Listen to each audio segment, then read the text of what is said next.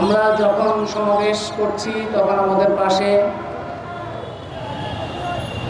বাংলাদেশের সাম্প্রতিক সময়ে সংখ্যালঘু ধর্মীয় জনগোষ্ঠীর উপরে যেসব হামলা হচ্ছে তার প্রতিবাদে একটা সমাবেশ হচ্ছে। আমরা তাদের প্রতিও সংহতি জানাই। আমাদের সাথে যোগ দিয়েছেন চট্টগ্রাম থেকে ছাত্র জনতা অধিকার রক্ষা পরিষদ, বৈষম্য বিরোধী ছাত্র জনতা অধিকার রক্ষা পরিষদ। তারা যে দাবিগুলো উল্লেখ করেছেন সেই দাবিগুলির প্রতিও আমরা আজকের এই সমাবেশ থেকে সংহতি জানাই। এবং সলিমুল্লাহ খান যে বলেছেন যে সারা দেশেই আমাদের গণতান্ত্রিক অধিকারের জন্য বিভিন্নভাবে সংগঠিত হতে হবে, সরব হতে হবে এবং সক্রিয় থাকতে হবে, সেই ধারায় চট্টগ্রামেও যে কমিটি হয়েছে তাদেরকে অভিনন্দন জানাই। আজকে আপনারা এতক্ষণ বক্তব্য শুনলেন রিক্সা শ্রমিক, হরিজন, গার্মেন্টস শ্রমিক সহ বিভিন্ন পর্যায়ের মানুষ যারা তারা বক্তব্য রেখেছেন, যারা আহত হয়েছেন বক্তব্য রেখেছেন, আইনজীবী, শিক্ষক, চিকিৎসক, বিভিন্ন পর্যায় থেকে আমরা বক্তব্য শুনলাম, শিক্ষার্থীদের প্রতিনিধিদের বক্তব্য শুনলাম এবং তাদের সবার বক্তব্য থেকে বর্তমান যে পরিস্থিতি আমরা দেখতে পাচ্ছি, আপনারাও দেখছেন, তাতে আমাদের উদ্বেগ প্রকাশিত হচ্ছে।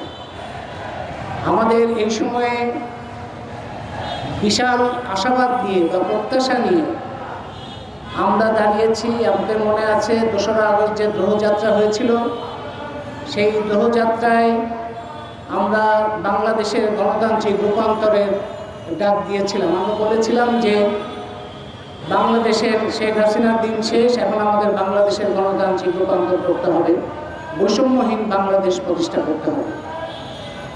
বৈষম্যহীন বাংলাদেশের আকাঙ্ক্ষা নিয়েই শিক্ষার্থী জনতার গণ-অভ্যুত্থানে 5ই আগস্ট স্বৈরতন্ত্রী সরকারের পতন হয়েছে, যারা এখানে ফ্যাসিবাদ কায়েম করার চেষ্টা করেছিল। সেই পতনের পর অন্তর্বর্তী সরকার ক্ষমতায় আছেন এখন। সেই অন্তর্বর্তী সরকারের কাছে আমাদের প্রত্যাশা তাই অনেক বেশি।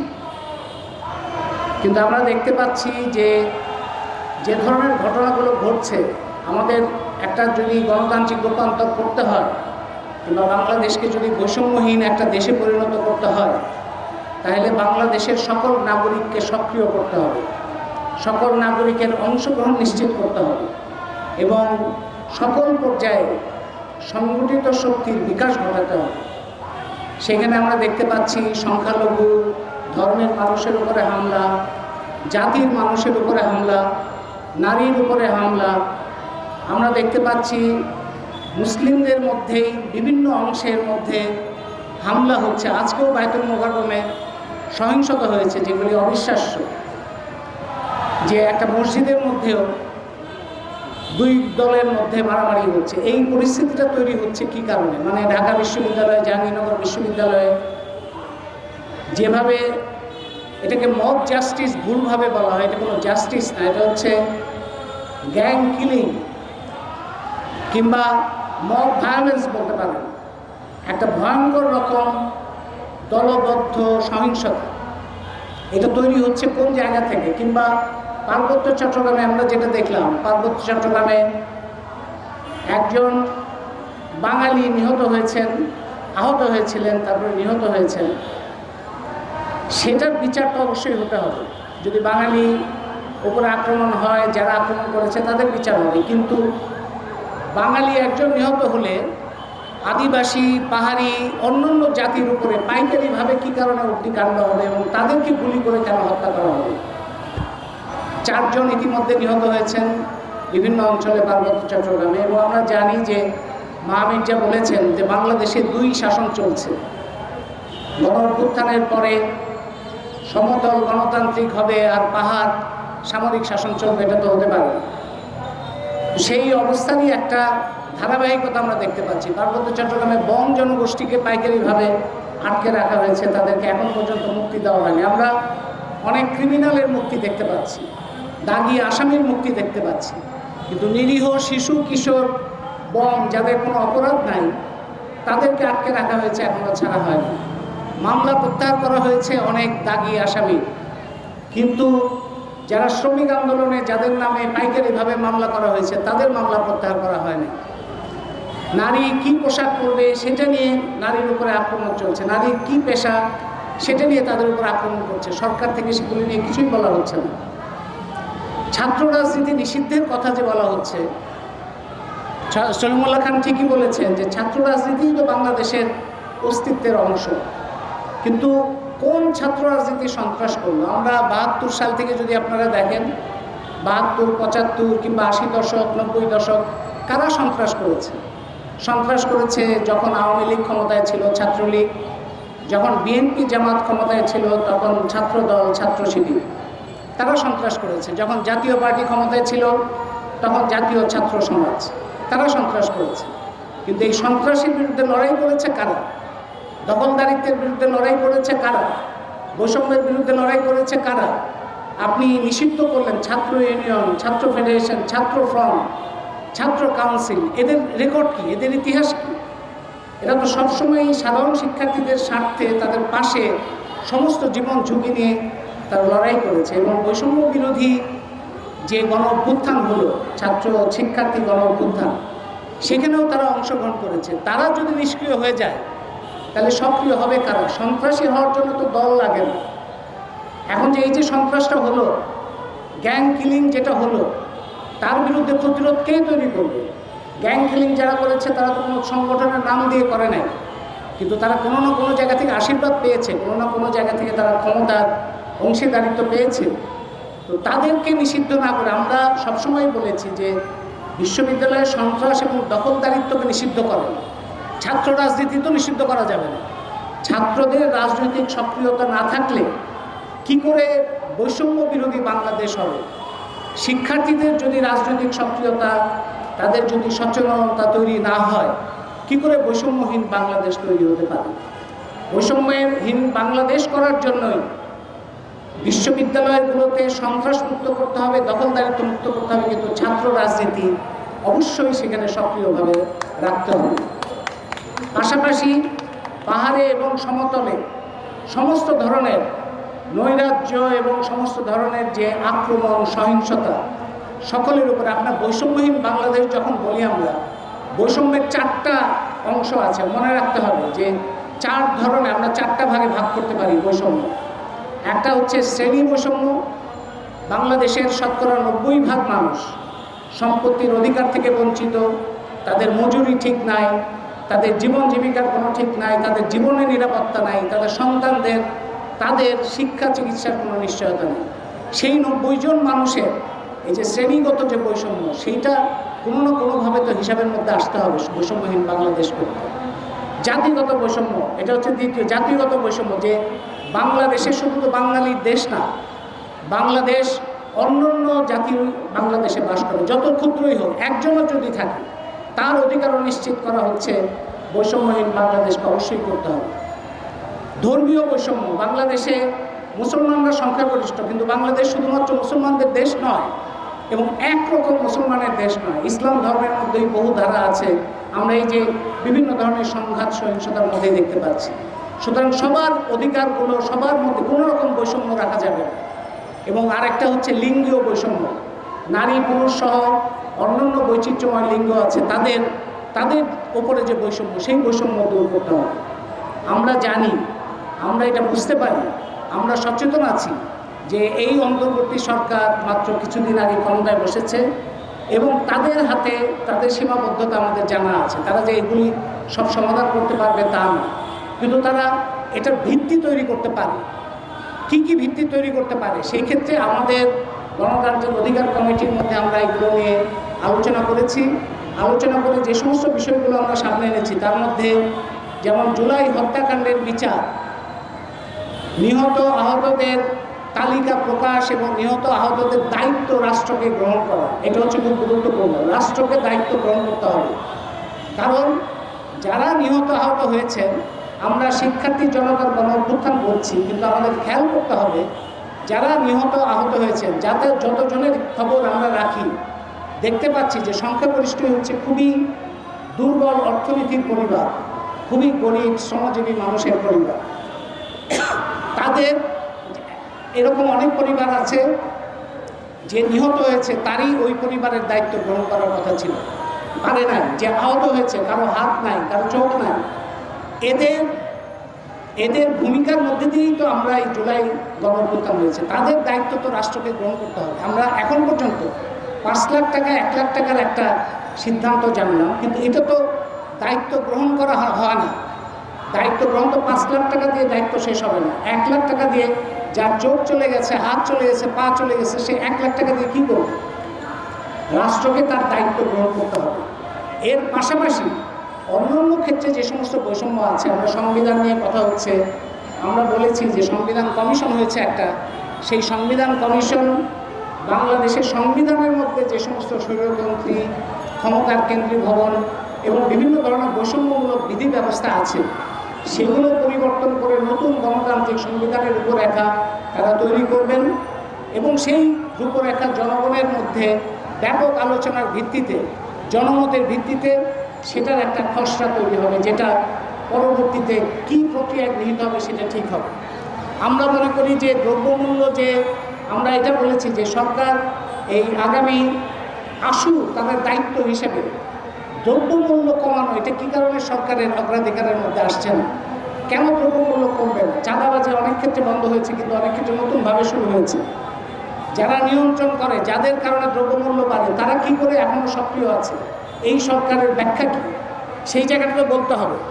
শ্রমিকদের, এই সরকার শ্রমিকদের যাবতীয় সমস্যার সমাধান করতে পারবে না, কিন্তু বাঁচার মতো মজুরি ঘোষণা করা, মানে জাতীয় ন্যূনতম মজুরি, মানে বাংলাদেশে কোনো জাতীয় ন্যূনতম মজুরি নাই।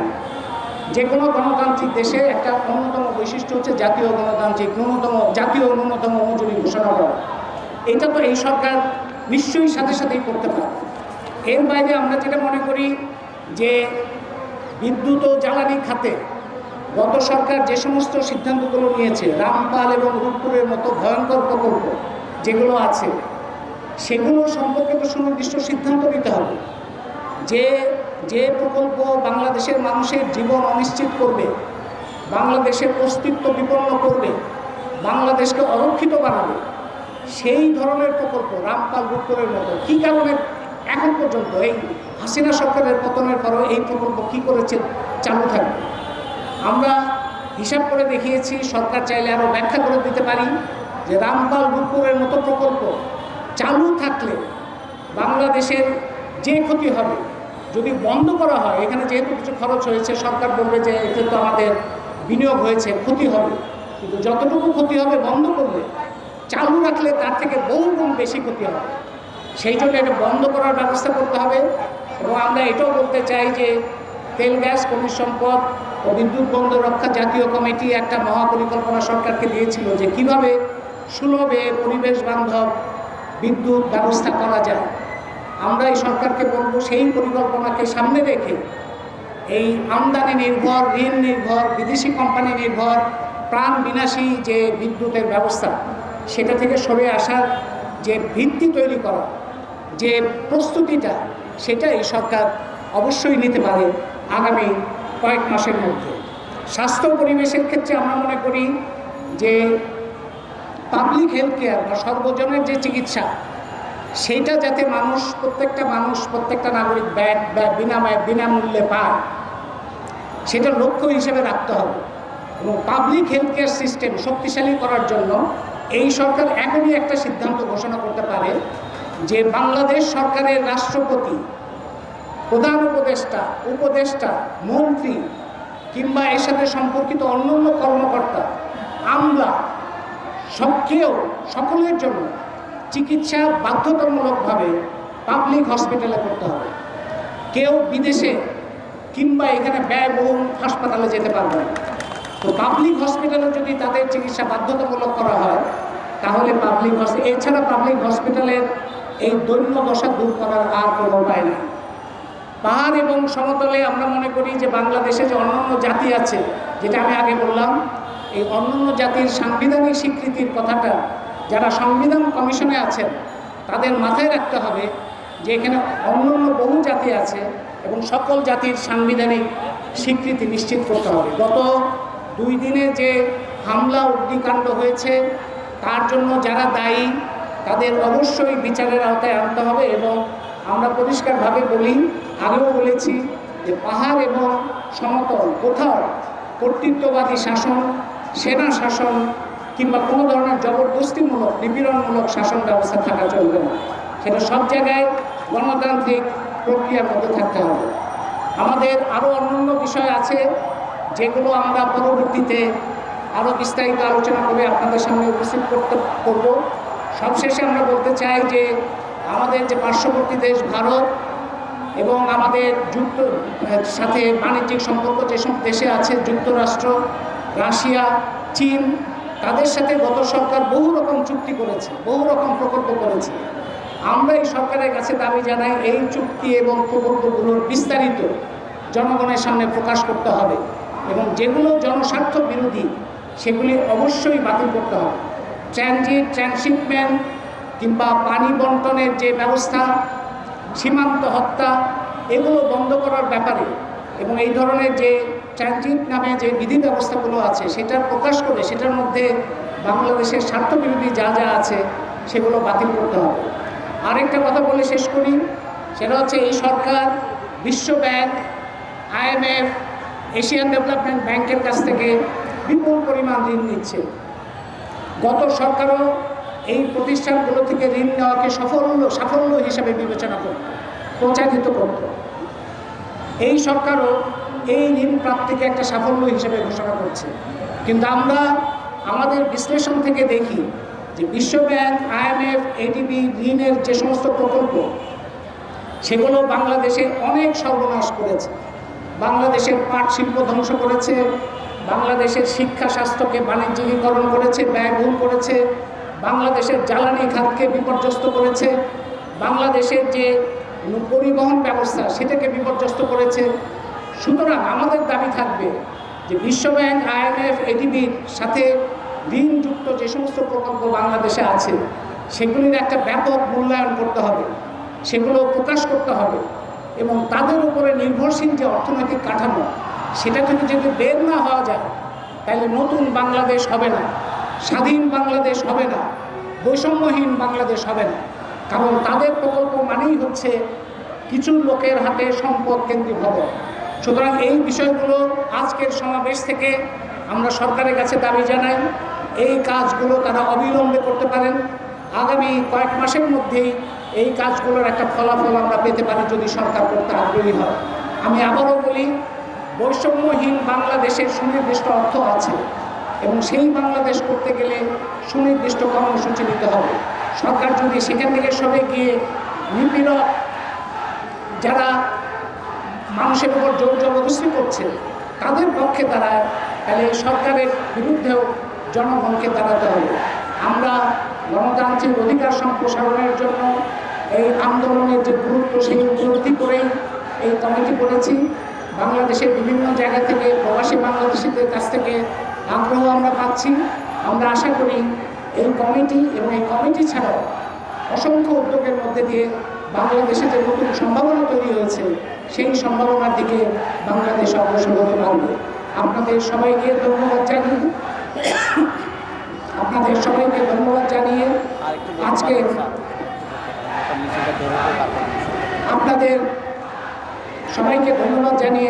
আজকের সবার কাজ এখানেই সমাপ্ত করছি। ধন্যবাদ।